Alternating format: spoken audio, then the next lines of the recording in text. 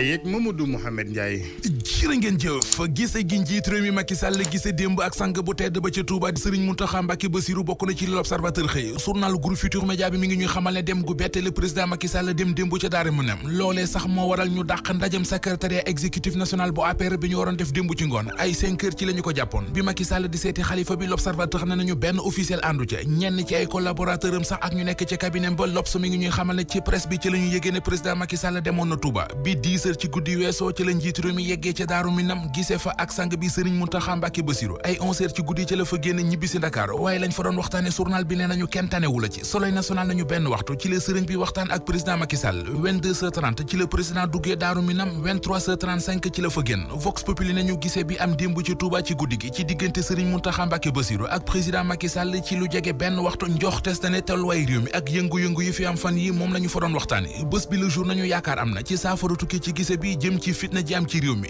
li waral audience bi yéenekaay bi mi ngi ñuy xamal ne ñoo ngi ciy tudd ay kilifa yu mel ne Mountakha Kane di ko jege lool sëriñ bi ñoo ngi ciy tudd it ku mel ne Imam Dramé di bras droit bu Ousmane Sonko di ci tudd Serigne Mbacké Ndiaye di jege ñaale Macky Sall moom Macky Sall njiitu réew mi quotidien mi ngi ñuy wax ne waa F24 ak waa Yewwi Askan Wi may ñu ko fu mu yekk ak nàkkam nee nañu àjjuma ji di ñëw ak samedi ji di ñëw fas nañu yéene amal ñaari mobilisation yu mag di ay rassemblement ngir saako ci Macky Sall ñetti mbir benn mooy mu bañ a yëkkati ci réew mi waxi troisième mandat ñaareel bi di ñuy denc ci kaso bi te ñu jàppee leen ay détenus politique ñu libéré leen Ousmane Sonko mi ñu fatt toogaanu ko tëj ko këram munta dem munta dikk ñu féexal ko Le Quotidien ñu ci xëtamu njëkk waa F24 fas nañu yéene delluwaat ci mbedd yi ngir wañ loxo Macky Sall ba du fi yëkkati waxi troisième mandat journal L'Info ne ko boole ceeki teg ko ci kanami responsabilité am ci fitna ji ñu fi dund ci réew mi fan yi ak bakkan yi fi rot ñu fore ci lii Quotidien ci kaw wutum jàmm ci réew mi am na ñaar fukki organisation yu fare ci société civile gi ci réew mi yu taxawal li ñu tuddee SOSP li ñu fas yéene yéenekaay bi nee nañu moo di gisee ak président Macky Sall waxtaan ak moom gisee ak Ousmane Sonko ngir waxtaan ak moom ñoom waa SOSP ñoo ngi sàkku ci njiit réew mi Macky Sall mu defub déclaration génn na wax ak askan wi ngir dalal seenum xel synergie des organisations de la société civile pour la paix sur soi nee nañu mooy SOSP ñaar fukki kuréeli société civile yu nekk ci réew mi ñoo ko taxawal démb ñu ràññee ci ñu ca mel ne forum du justiciable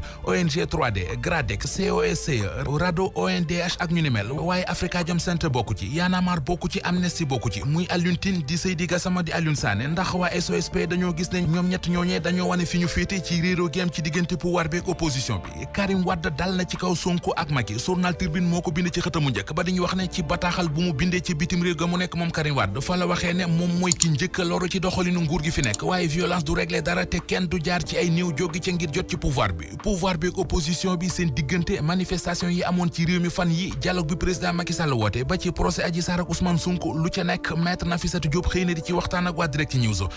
bil yéenekaay bi maître Nafissatou Diop nee na li ñu naan magistrat yi dañu leen jox ay ordre ñu di ko jëfe loolee bu doon dëgg la kon amaana procès bu Sweet Beauté bi dana demee neneen justice bi mënoon naa taxaw ci tuumay viol tëj Ousmane Sonko fukki ati kaso waaye defuñu ko li ñu def maître na fi ne dafay wane ni justice bi ku moom boppam la ku tëb dal ci xal wala fi nee nañu desene la weneen tëbin fitna ji ñu dund ci réew mi ak yàqu-yàqu yeeg lorange yi am ci réew mi ci manifestation yu ñuy génn l'Observateur gis na ne nar naa juraat yeneen lorange yu gën a compliqué toj yeeg taal yeeg yàq yi tax na économie baa ngi sooxe secteur informel bi lottu na ci marché bi yu ca bari seenu njëg ci yokku ci la jëm ci tabaski gi ñu jëmit tabaski gu nar a gàll góose la ci askanu Sénégal boole ceekit gis nañu ay perturbation yu rëy ci njàng meeg